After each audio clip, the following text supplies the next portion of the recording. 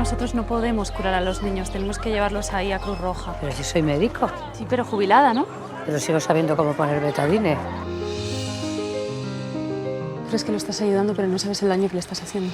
Era amigo de Babak, mi más sentido pésame.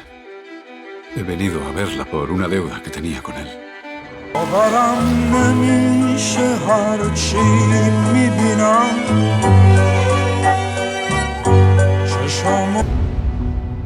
La maldición que te aflige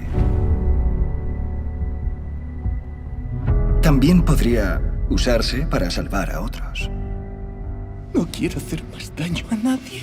Aprende bien a usar su poder. Ya te has rendido una vez, pero aún estás a tiempo.